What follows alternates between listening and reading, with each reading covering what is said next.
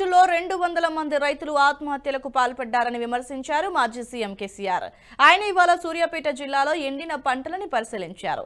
రైతులంతా కన్నీరు మున్నీరవుతున్నారని ఆవేదన వ్యక్తం చేశారు. రైతుల అరిగోసని ప్రభుత్వం పట్టించుకొని ఆదుకోవాలని కేసీఆర్ డిమాండ్ చేశారు. ప్రభుత్వ కారణంగానే రైతులు నష్టపోయారని ఆరోపించారు.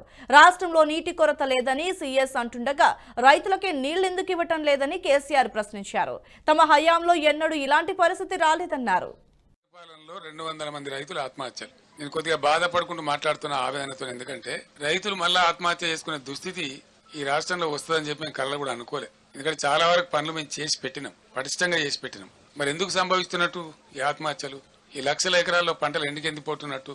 దయచేసి జర్నలిస్ట్ మిత్రులతో నేను ప్రార్థిస్తా ఉన్నా, మీరు కూడా ఆలోచన చేయాలా.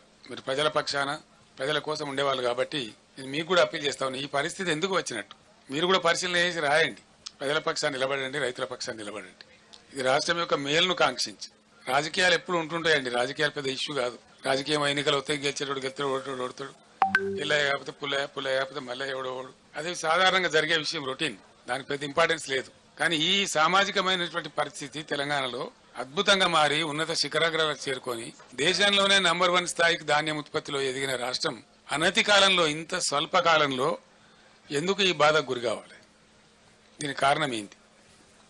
నంబర్ 1, అద్భుతమైనటువంటి ప్రపంచ దేశాలు యుఎన్ఓ దేశంలో దాదాపు 15-16 రాష్ట్రాలు కొనియాడి వాళ్ళు అమలు చేసుకుంటున్న పథకం మిషన్ భగీరథ. ఎందుకు మంచినీళ్ళ కొరత రావాలా?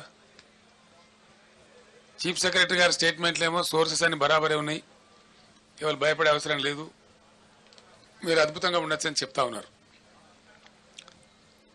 అసలు హైదరాబాద్ సిటీలో ₹1 నల్లా కనెక్షన్ ఇచ్చి 20,000 లీటర్ల ఫ్రీ వాటర్ ఇచ్చి రాష్ట్ర వ్యాప్తంగా ప్రతి ఇంటిలో నల్లా పెట్టి, దీన్ని కూడా మీరు అందరు సాక్షి, జర్నలిస్ట్ మిత్రులు కూడా.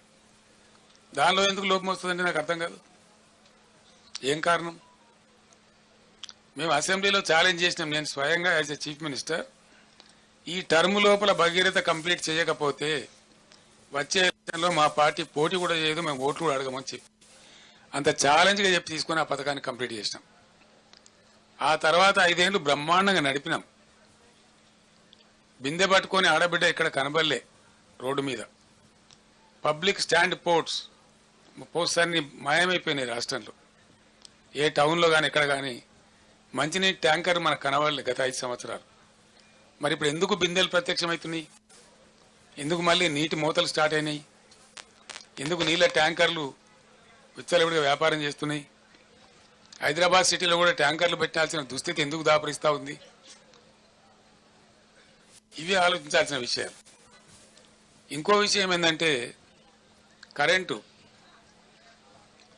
1.5 సంవత్సరంలో డిస్ప్రపోర్షనేట్గా చాలా దారుణంగా ఉన్నటువంటి విద్యుత్ రంగాన్ని సుమారు 35,000 కోట్లు ఖర్చు పెట్టి రకరకాల పద్ధతులన్నీ అవలంబించి సెంట్రల్ ఎలక్ట్రిసిటీ అథారిటీని కూడా సంప్రదించి మా మెదడంతా కరగదీసి అద్భుతమైనటువంటి కరెంటుగా మేము తీర్చిదిద్దినాం.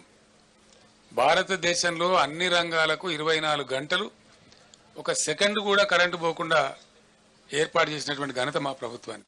ఈ వీడియో మీకు నచ్చినట్టయితే లైక్ చేయండి, 10 మందికి షేర్ చేయండి. అలాగే కామెంట్ల రూపంలో మీ అభిప్రాయాలను మాతో పంచుకోండి. Nationalist hub group of channels ను సబ్స్క్రైబ్ చేసుకుని తెలుగునాట జాతీయవాద జర్నలిజాన్ని ప్రోత్సహించండి. ఈ వీడియో కింద ఉన్న బెల్ ఐకాన్ పై క్లిక్ చేయడం మర్చిపోవద్దు.